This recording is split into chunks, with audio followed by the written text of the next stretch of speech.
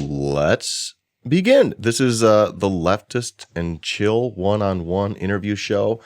I don't know, what should people know about it?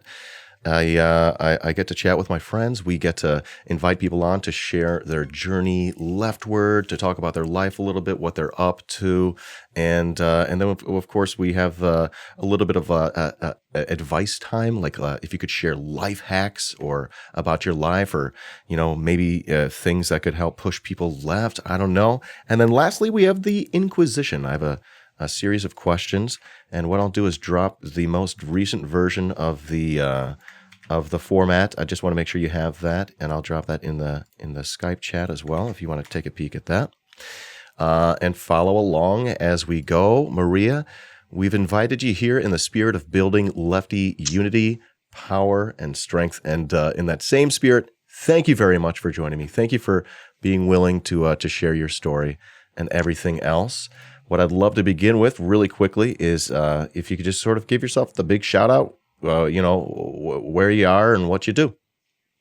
Well, I'm Maria. I live in Pittsburgh. I'm actually a social worker. I've been practicing with my master's for 6 years, but in social work for 10 years altogether. Okay. And I'm also a co-host on the podcast Worst Week Yet. Worst Week Yet with Andrew Hillary, and you got a friend Danny that pops on every now and then. Danny, I'm sorry. Yeah, Dan Davin. It's funny because he's actually like my little brother. We've known each other for years, and he's so funny and he's so smart and talented. We had him on as a guest because we knew, like, when we started this, because Andy and Dan grew up together. Okay. So we knew when we started this we wanted him on.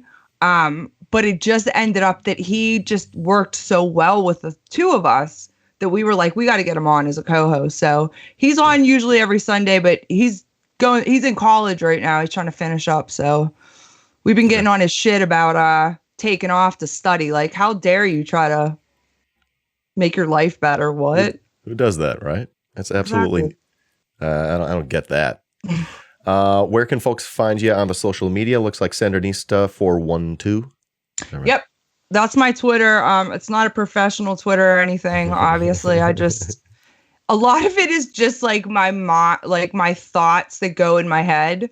And it's like weird because when I first started Twitter, it was just really to go on, and I knew that there was a lot of Bernie action and stuff on there, but it's weird because I try not to pay attention to likes and any of that stuff.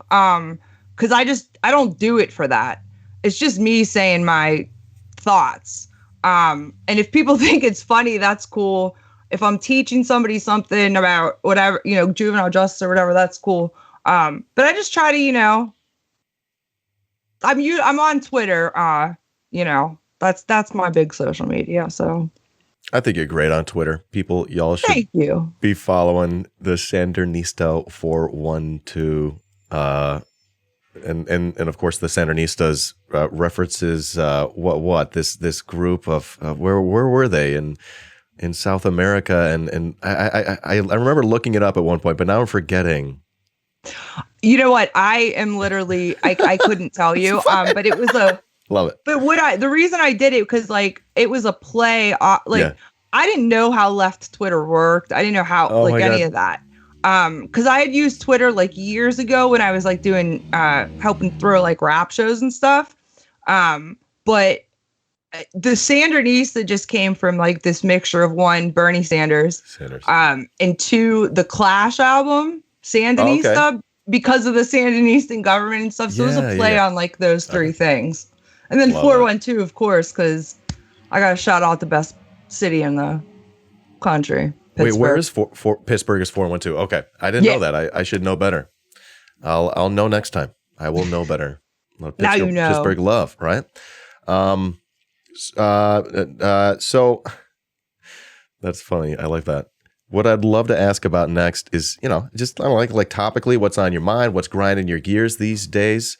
Maria, what's taking up rent in your mind, taking up space in your mind rent free? Well, all Derp, weekend it derp. was just graffiti because that was Yeah. like what I was like going down to like look at in Miami. But Yeah. immediately, obviously, the Dante Wright murder. Okay. And today, fighting with liberals about the border situation. Okay. It's to them, it's it's better than it was now than it was under Trump. No, it's not. It's not.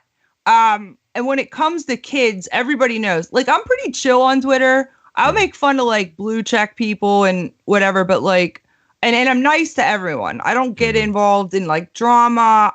I'm not in group chats for a reason. Like, I don't, that's just not me. That's just not who I am. But when anybody comes after, and we'll talk about it, obviously, when it comes to kids and what kids and just children in general go through in this country, I'm going to come at you. Like, and I'm going to come at you hard. So right now, like the border situation today is on my mind. Okay. Because it's very hard to be a social worker, and be somebody that has fought for kids for so long to see people try to like explain away what we're doing right now. It makes me sick. Because I see childhood trauma every day. And what we're doing to these kids is we are emotionally traumatizing them by the way that we're treating them. I get that what Trump did was cruel to separate them from their parents. It was one of the cruelest things that I think that man ever did, on top of so many other things. But the Biden situation is not making this any better. In fact, they're making it worse. They're not listening to professionals. So that's on my mind today. I was pissed off, but What are the professionals saying that they're not listening to? How do you mind holding my hand through that? yeah. Like I'm 5 or something? So kids shouldn't be incarcerated. Kids shouldn't be in an institution, right?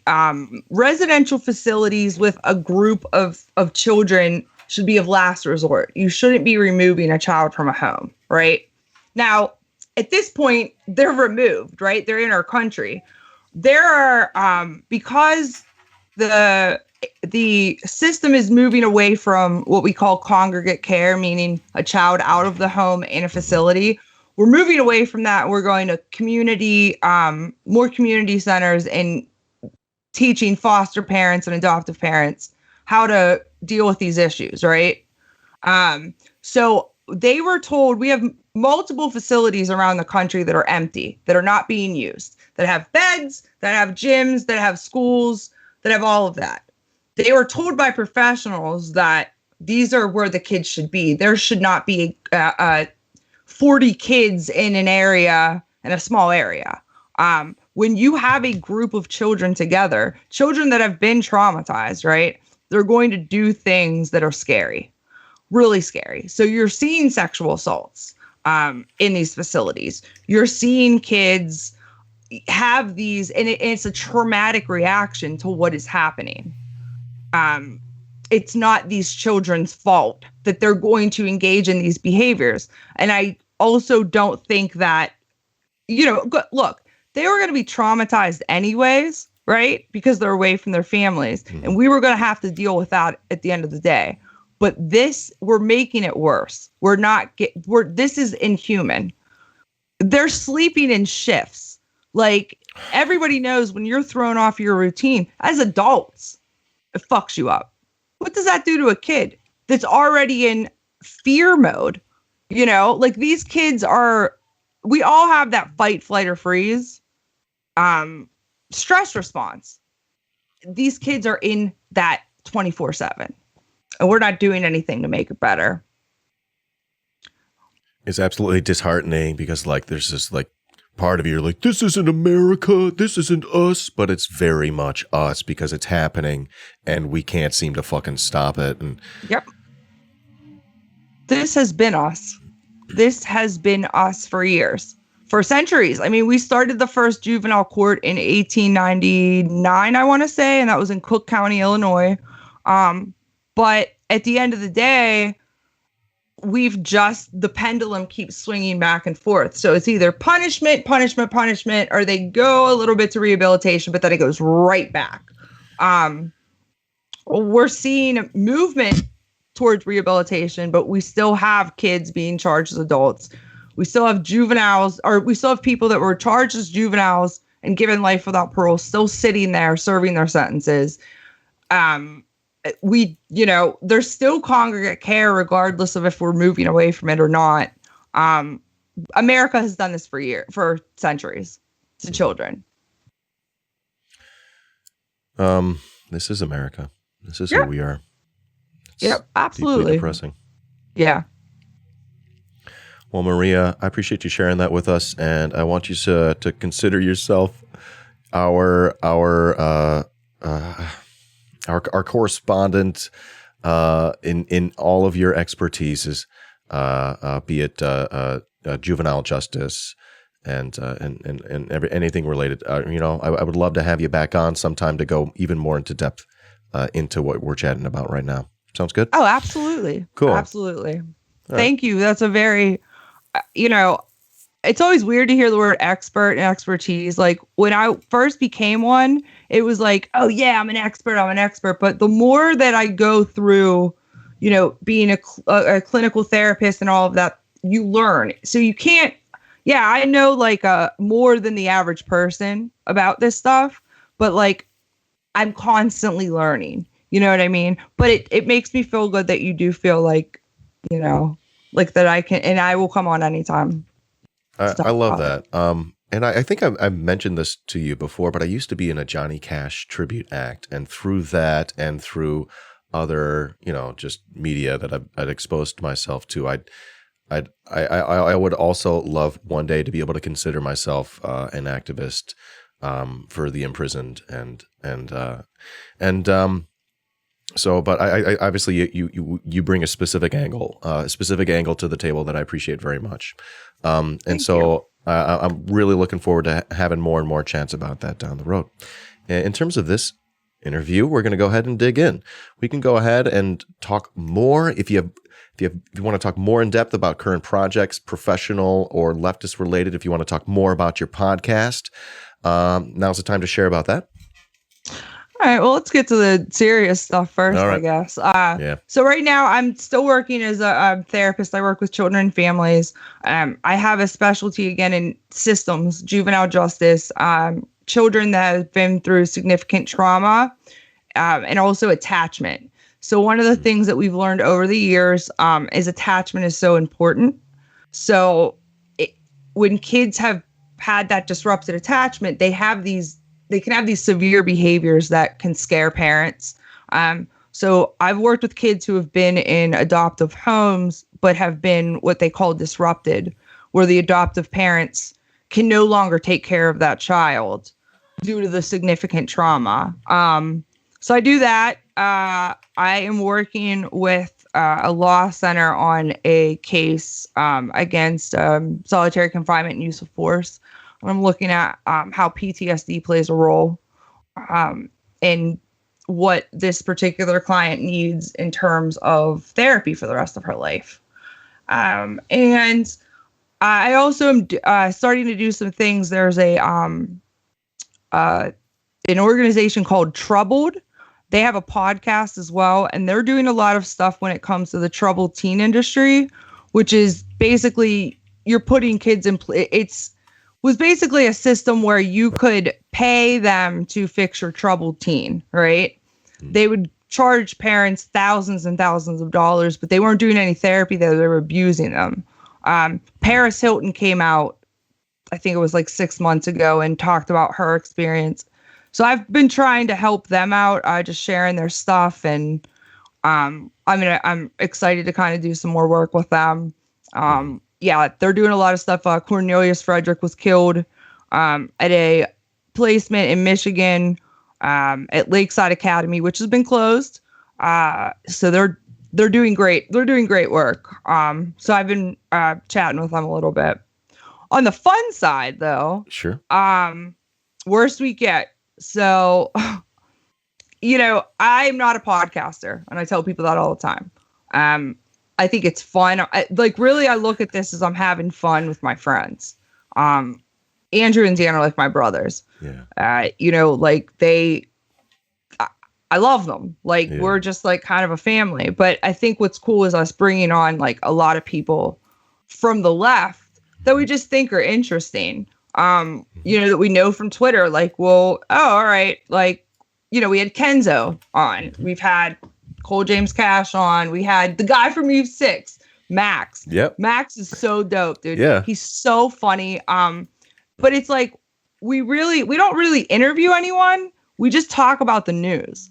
Well, we pick like the worst stories of the week, and we just try to make fun of them as much as we can. Yeah. We've had a lot of cool people on, and we invite people on that we think are funny, that we think have something to add to the conversation. We really don't care about like clout or anything like that. No. We're really just having fun. But we call ourselves the least informed podcast on the left. Because Andrew's like, I'm not fucking doing research. But it's funny because like there's like yinzers that like say to us, dude, this is how I get my news. And I'm like, no. It's like, don't get your news from us. I mean, like, yeah, we're telling you. Be a warning at the top of the show. Right. Please get your news elsewhere. Yeah. Like we're telling you news stories and stuff. And we are doing some research. But at the end of the day, like we're really just trying to, Andrew and I call it traumedy. Mm-hmm. Okay. Like we're trying to make like depressing shit funny just to get by. Yeah. Well, yeah, it's a life skill. Yeah, listen, it worked for both my parents dying. I mean, people think that like because I do make morbid jokes. But that's just the way that I handle it. It's, traumedy is something that has helped me process my own shit, so. Yeah. So I'd say we're a traumedy least informed podcast. I've listened into the podcast. I love it very much. Y'all are great. You got a great thing going. Thank you. And if you don't care about clout, then I'd be a great guest. Yeah, no, I mean, we already had you on our list. You know what I'm saying? Like, let's go. Just because you're a cool person. Hey. That's really, and you do make an impact on the left because you bring people from the left on. So don't think that you're not an activist, Are you No, you're not an organizer, but there's not everybody's an organizer. Everybody plays a role, so. Right. I'm trying to figure my role out. You'll get there. We'll get there. Yeah. It's a work in progress. We're getting there. Absolutely. This is like a step. Yeah. I appreciate that. Never stop giving me compliments. Okay. Maria. I'll give them to you. I love giving people compliments. I love receiving them. It's one of my favorite things. All right. So have you met my cat, Yoshimi? No, but I've seen it. I've seen your cat before. Come here. Oh.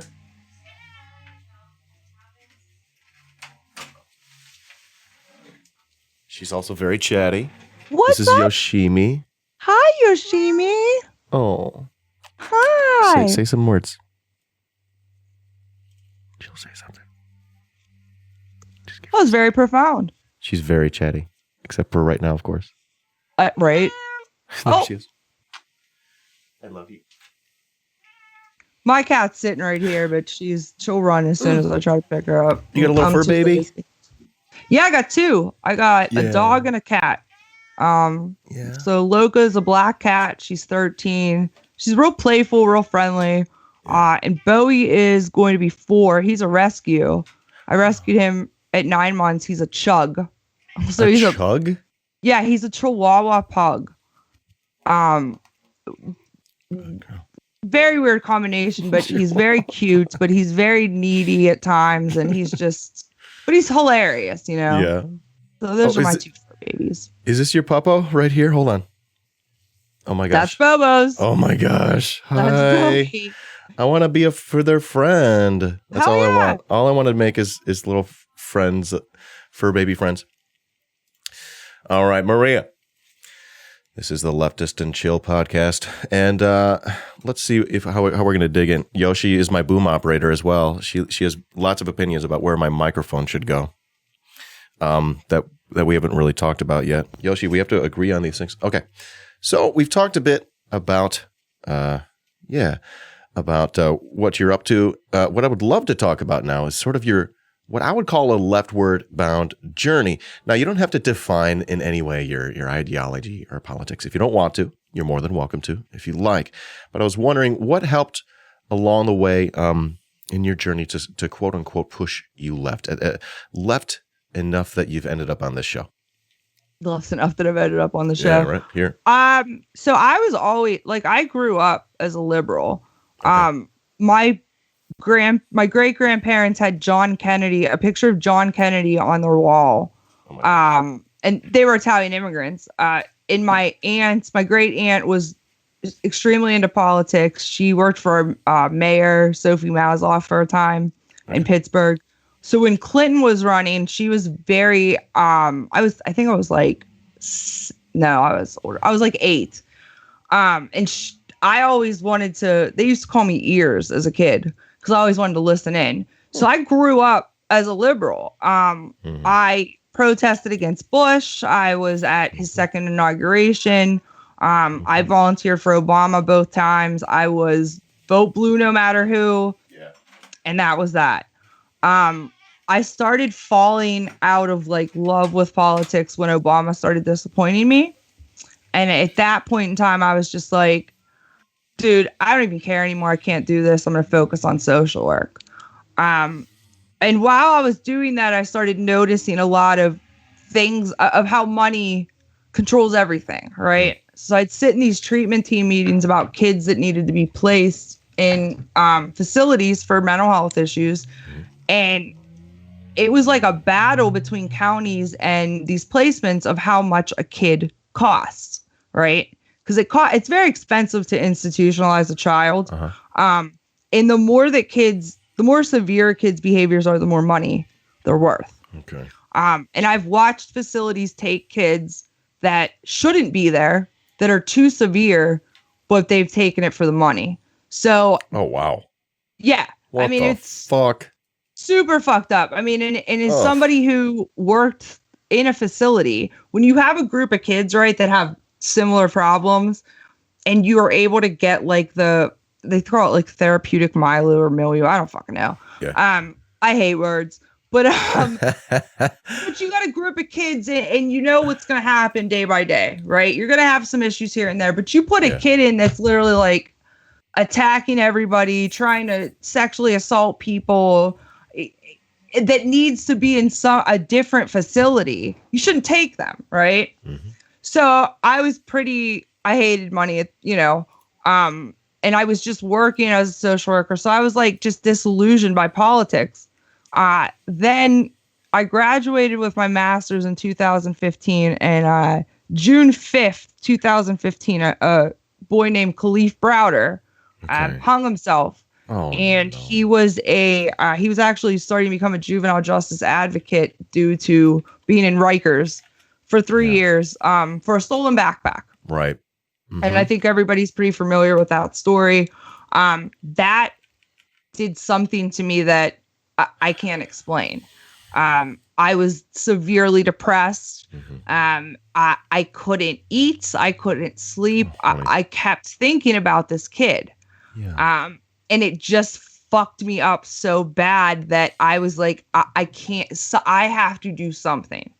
I didn't know what I was going to do yet, but I knew I had to do something. And I was starting to do expert witness work for kids that were charged as adults. So then I saw Bernie Sanders speak. I think he was in like June or July. And I was like, I usually vote Democrat and I'll probably vote Democrat. And, Hillary's going to probably be the nominee, but I really like this Bernie guy. I like what he has to say. When he got the Black Lives Matter thing happened and, they bombarded him on the stage, the fact that he stood back and let them talk. Right. I was like, that's my man. So I did everything I could for Bernie. I just I loved him, and I was just a Bernie, like I was a Bernie bro. I was like, when he started to win, I started to get hope. And I was like, okay, this dude is talking what I want to hear. This guy is talking about trying to change humanity and trying to change how we look at things in this country, in this world. And I was so, heartbroken when the DNC fucked him over. I was at the DNC in 2016 protesting. I was there when they pulled guns on all of us and had the National Guard there trying to keep us out because our delegates inside of the convention center were trying to walk out when Bernie gave up his nomination and gave it to Hillary or whatever. So it was wild. Wow. I'm glad I didn't vote for Hillary, and I stand by that. I'm happy for that. I know that people blamed me for Trump or whatever. I don't think that it was your fault. No, you're not giving me something to vote for. Boom. You're telling me to vote for a woman that literally called the children that I work with super predators. A woman that does not give a shit. She wouldn't even agree to $15 for minimum wage. So after that, I was pissed, but I was very all right, I'm going to get into the DSA and let me try to see what I can do. Well, my boy, this kid Mick Pappas that I've known for years, we knew each other through the hip hop scene. He used to be a B-boy and stuff. He had run for judge but lost. So he decided to run for magistrate in the biggest neighborhood in Pittsburgh. And in this neighborhood, this specific area that Mick was running in, they had a horrible eviction rate. Terrible. Yeah. So his whole thing was, I'm going to drop these tenant landlord disputes. We're going to get rid of this eviction shit, and I'm not doing cash bail. Wow. He was endorsed by the DSA. So I really Mick and I just we had known each other before, but we weren't friends, and we became friends over this campaign, and he won. He beat the district or the magistrate that was in for 24 years. Wow. And he was there was this there were a group of this family, the Costas. They're kind of like the Clintons of Western Pennsylvania. And we had an idea that we were going to target all four of them. Because there's Jay Costa, Ron Costa, Paul Costa, and Dom Costa. They were all in different positions. So we get Ron Costa out. He was 24 years. We get him out. We put Mick in. And then I helped with the Summer Lee and the Sarah Innamorato campaign. They're both representatives. They both won. So that was Sarah ran against Dom Costa and Summer ran against Paul. They both won. So we literally, took over. That's amazing. Yeah. The DSA in Pittsburgh, they have their problems and stuff. I really am. I still am a paid dues member, but I don't really do anything with them. Yeah. With everything on the left over the years, there's a lot of drama that has occurred between a lot of leftist groups. And again, I've always had the thing look, I don't give a shit who you don't like, who you don't talk to, whatever. If you're on the left and you want to help me with these kids, let's go. As long as you don't do anything super offensive or you're not going against your beliefs, I don't give a shit who you have drama with. Because we see it. Ego gets involved. Ego gets involved. And I'm not innocent in it. I mean, in 2017, I was screaming at people. Yeah. I was right. You fucked up. Why aren't, and I also did that whole white lib shit. And I had my black friends had to check me and be like, dude, we get it. You want, but you can't speak for, they taught me basically how to truly be an anti-racist. Because again, you can be a non-racist, right? And you can be, an ally to our black comrades, but you have to also know your place. So it was good that, I had that. People to say, look, we get it. You're an ally. Like, but this isn't, this part isn't your role. Yeah. And I respected that because it's not about clout, ego. I don't give a shit about that. It's just not, I don't know. Good reminder for our white comrades, including especially our new white comrades, including this guy named iDanSimpson. I'm like a new lefty, But I try to know my place. Yeah, but you're opening yourself up. That's what you're open to it, Mm-hmm. So It's first step, I hope. First step, absolutely. Right? Beautiful, Maria. All right, let's continue then. We've talked about what you're up to and your current projects and whatnot, and we've chatted about your leftward bound journey.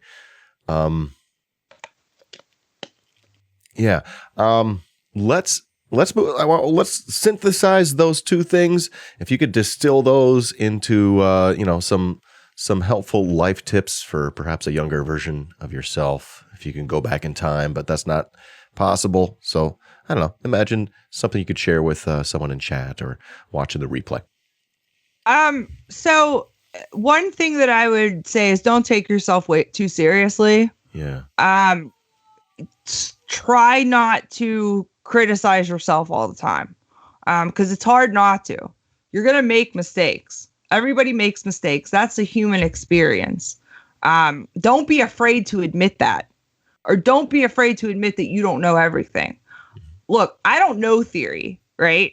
I consider myself a leftist. I'm down with Marx. I'm down with, communism and things like that. But I'm not a theorist, right? So I listen. I think that people get so in their head that they can't see that other side.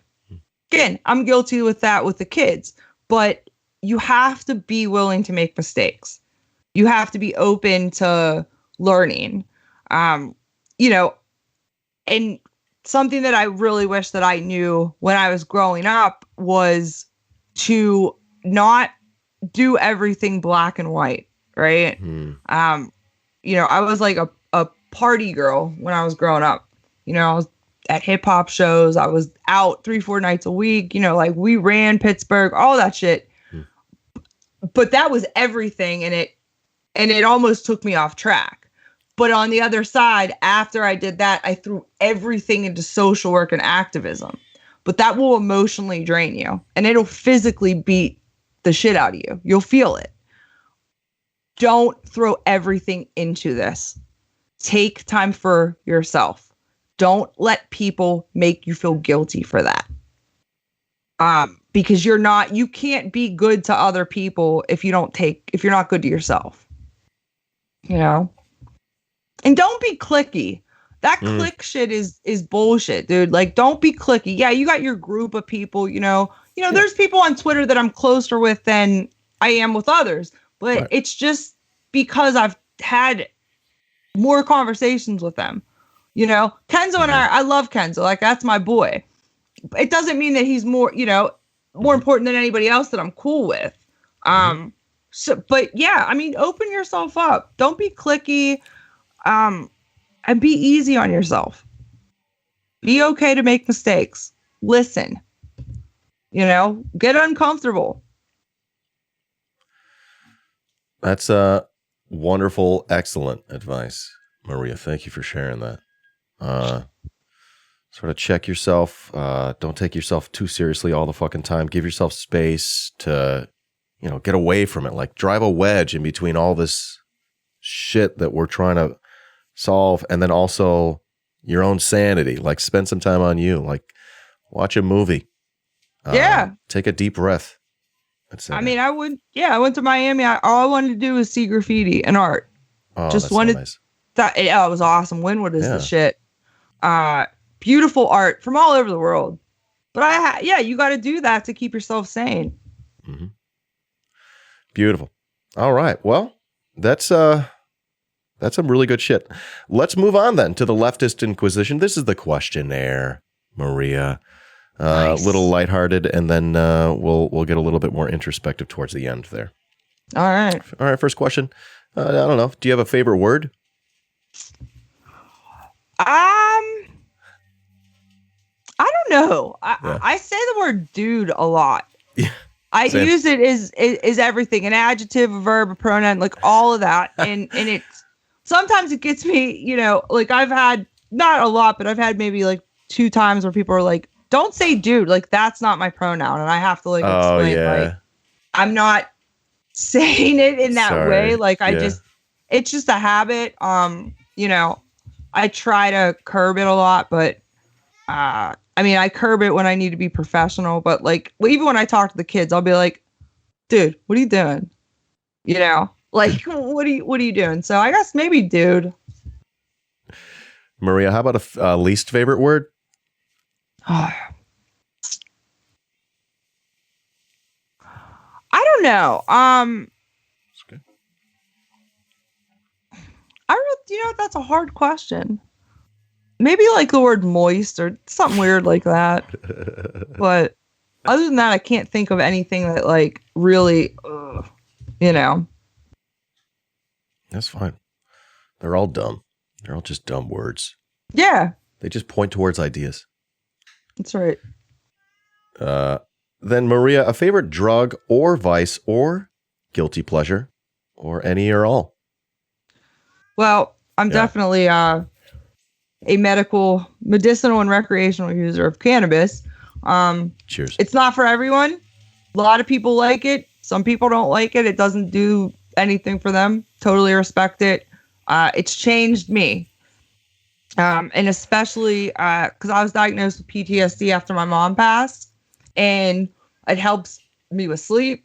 I don't have any night terrors. I still do therapy and stuff like that, but it's been very beneficial for my life. And I'm definitely a cannabis activist. I mean, I don't think that it's cool that things are being legalized, right? Yeah. You got to let these people out of jail. Come on. You got to let them out of jail. Reparations. Right. They need reparations. Make it right. Right. And if you are going to dispensaries, you should see who's owning it. You should, and I think that dispensaries should be put in the neighborhoods that these drug laws have most affected. And then my other vice is like anything pop culture from the 90s.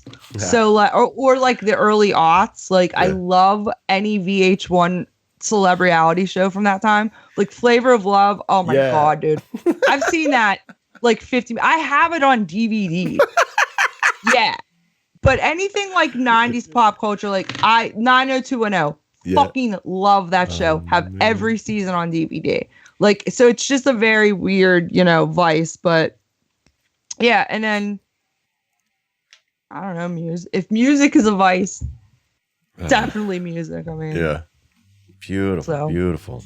But pot in 90s and early aughts pop culture are my vices. It sounds like a nice night, honestly. Let's get high and watch like a pop-up video, Oh, I have that. What? I actually have that game.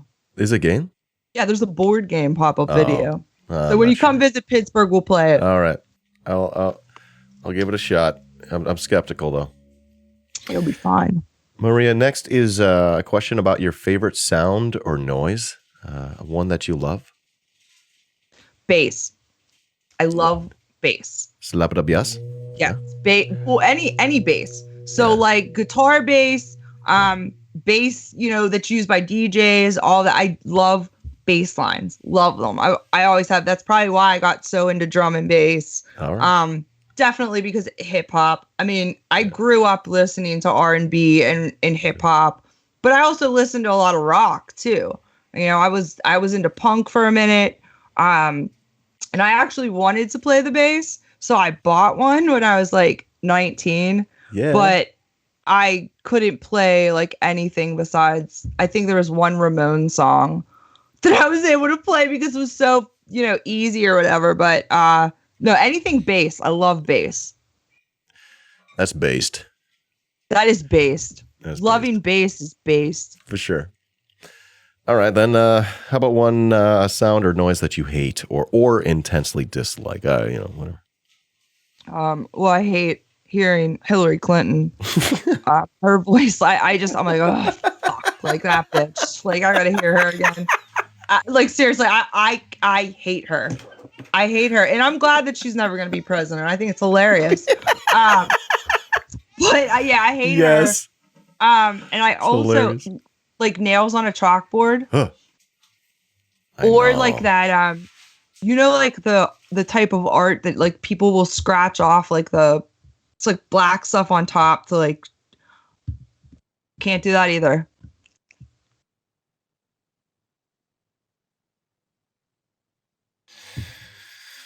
Yeah, so, like soul-shattering sounds. Yep. It's Hillary rough. Clinton, chalkboard, and whatever that black art thing is. Yeah. Fucking drive me crazy. Beautiful. Okay. Let's take a little turn here. Speaking of like reincarnation, if you could come back as I don't know, a plant or a different animal, what would it be? I don't know. I mean, I love monkeys, like everybody on the left. I think monkeys are cool, but I honestly would like to come back as like a bear. They're just cute to me and they're funny and like they fuck things up a lot. Like they'll just go into campsites and like steal food and beer. Like I love stories like that, like where like bears get like trashed off of people's beer and stuff. Or my friend, shout out to my boy Nolan, like my he's like my brother. He lived in Montana for a minute. I actually went and visited him out there and stuff, and bears are all over the place. But our friend Andrew had left his sunroof open and he left Taco Bell in the car. So bear came and literally like got into his car to get the taco, fucked up his car, everything. Yeah, I just think they're funny and I think they're cool. So I'd like to come back as a bear, probably.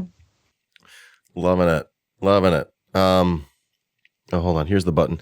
The next question has to do with I don't know, God. You know, if one day you find out that heaven and God are real, and you know you show up at whatever version your version of the pearly gates, what would you like to hear them say to you? I'd like to tell them where my family is. Like, I would just like them to be like, your family lives.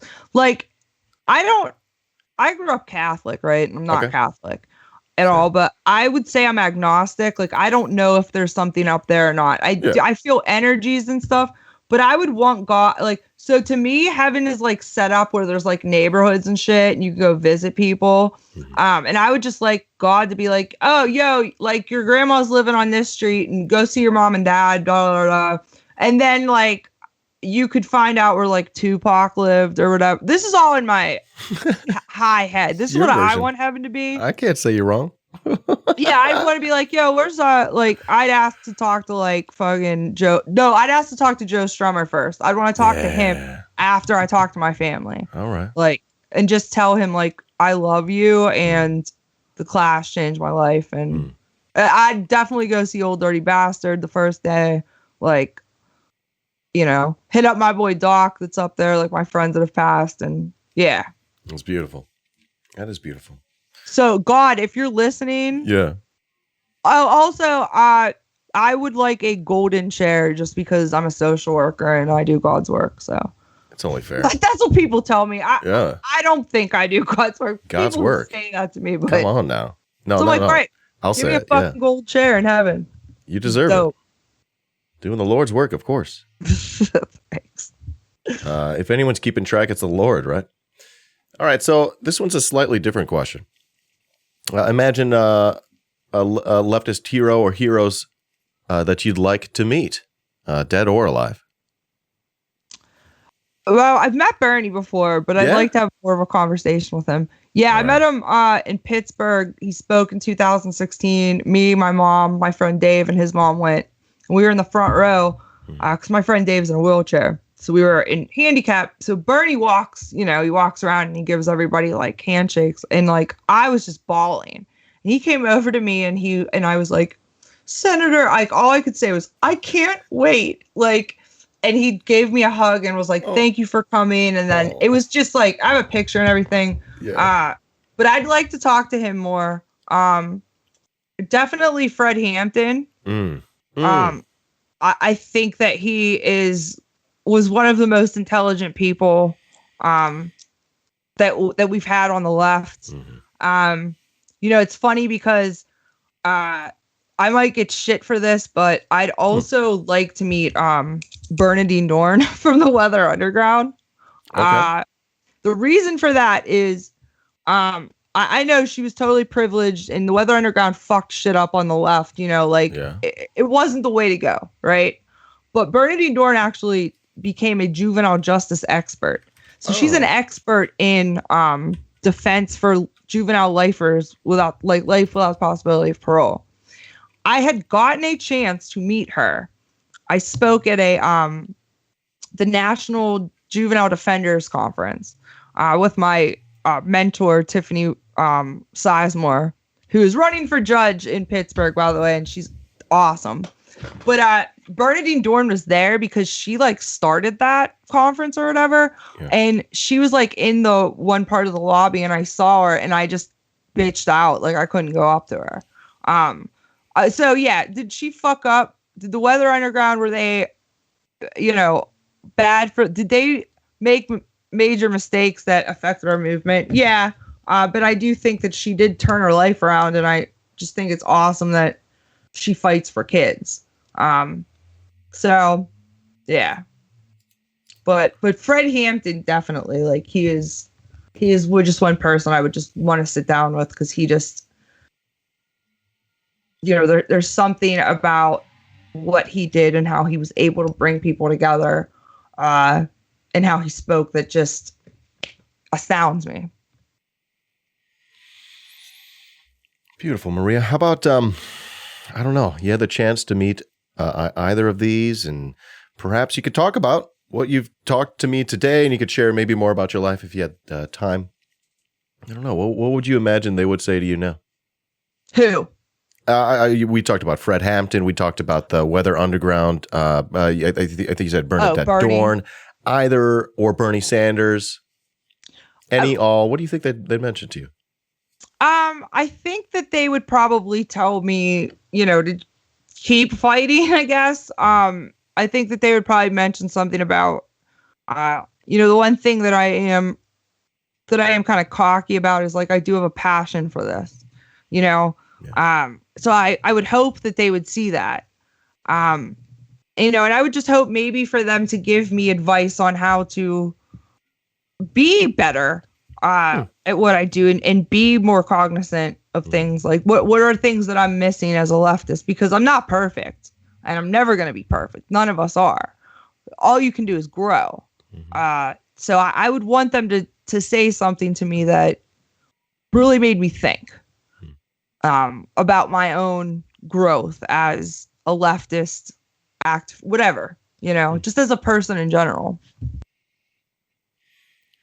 And to take that to the next level, imagining that, we're still alive, you still have time to reach goals and set goals and try new things. I don't know. What would you love for them to be able to say to you at the end of your life? If, I don't know, you bumped into them in heaven or some shit. I would like them to, I would hope that they would say something to me about the work I did. Yeah. And I'm not saying oh, you were this amazing social worker or whatever, but I would hope that they would acknowledge the changes that not only I, but other people that are working in, whether it's juvenile justice, child welfare, whether it's, economic stuff, schools, whatever. I would hope that they would be able to say, wow, you guys really did make a difference. You guys did make movement. I know we hear that from Bernie and stuff, but I don't know. I think it would just be different on a personal level, Yeah. So. Maria, that's beautiful. I really appreciate you coming by to share everything that you've done. I often talk to a lot of people who, much like me, are very much online, and I'm trying to figure out where I fit and what I could do. Maybe my strengths do just lie online in this online space, but I'm very happy, and I think we should all be very fortunate that you took to Twitter in the way that you did, because otherwise we wouldn't have found you. You wouldn't be here. You'd be out there fucking kicking ass, and we'd never know as very online leftists what it means to go out there and do the Lord's work, like fucking do the work, the work. So thank you for dropping by. Now, this sort of wraps up the leftist inquisition, my portion of the leftist inquisition. We still have about 5-10 minutes here to chat. We can take any questions from the chat if you happen to have that pulled up. And this is also your time to ask me any questions that you have in mind. I don't need this doesn't have to be entirely one-sided. I want to open it up to you as well. Yeah. I mean, however I can help you, Dan, you just let me know. Okay. I'm one person. I can't do much, but if there's any, and I tell everybody this, if there's organizations you want me to push, I'll push them. If I have an extra $5, I'll throw it to a mutual aid person. So, I think that the question for you is what would you like from us? Well, I know you say you're a baby leftist, but what can we do? Like all of us. And well, I'm just sort of like thinking about like what can be done through this channel here specifically. And I think having you on as sort of an advocate for what you advocate for, and sort of like that is like, if I can like consider that like your specialty, and that's what you have to bring to the table, and what I would love to be able to have the chance to share with my audience, be that the live audience here, and of course we'll be posting this on YouTube or the Patreon. Yeah. So, I very much want to be able to live in a world where I can be aware of everything, but I know I can't. So I have to cede some things to some people, while at the same time I know that I want to be able to cover certain stories. But I think I would love to be able to say, you are my just justice overall correspondent, but specifically juvenile justice. You have a lot of like actual fucking experience that we can use and talk about, and be able to like dig down and figure shit out and share that with folks. I think that would be helpful, and I'll have to consider more how else we can utilize your brain and your experience. That would be awesome. Yeah. I mean, I know like I annoy people sometimes with it, but I'm like, dude, I'm sorry. Blame the kids that Yeah. No. Yeah. So we'll have you on again. I'm looking forward to shooting out another invite. We'll have you on couple weeks, maybe a month or so. Let's get you on. Let's sort of get this to be a regular thing. We've gotten the intros out of the way. Now I know you. My audience knows you a little bit more. Now we can start digging in to even some more real work, right? Yeah. And you're coming on Worst Week Yet. Let's go. I'm so excited to hang out with y'all. Okay. Any questions from the chat? I'm not seeing any. We loved hanging out with you today, Maria. If you have any final questions for me, we can do that. Otherwise, maybe we part ways. No, I mean, okay. I love you. I think you're doing a great job, Dan. I think you're a really good person. You're genuine. And I like that. I love genuine people. I love when people are just raw and real. I hate facades. Like, just be human, make mistakes, admit that you're a fuck up sometimes. Like that's human, So I appreciate you, dude. I think you're doing a great job on this. And I loved when you had mentioned what you were going to start to do. I had mentioned it to Andy and Dan. I was like, oh, my boy's doing this. So yeah. Oh, well, that's truly wonderful. And I really appreciate that very much. Okay. Well, Maria, we have invited you here in the spirit of building lefty unity, power, and strength. In the same spirit, thanking you for everything you've shared today with me, and I will bid you adieu. Thank you so much. Love your face, Maria. Love you so much. Love you too. Thank you so much for having me on, and thank you to the audience. So hit me up. All right. Love you. Bye. Bye. Oops, I think I broke something. I don't know. That's Maria. I just chatted with a girl named Maria. I have a rule where I don't make fun of anyone's name until the moment that the stream is over. And suddenly that sound that name will never be the same to me. Maria, I just spoke to a girl named Maria. Yo, that's actually the only good musical that's like not a comedy that exists. It's the only one. Hey, YouTube, you're watching a clip from my Twitch channel, twitch.tv/iDanSimpson, where you can follow for free and subscribe for only $5 a month. Thanks for watching.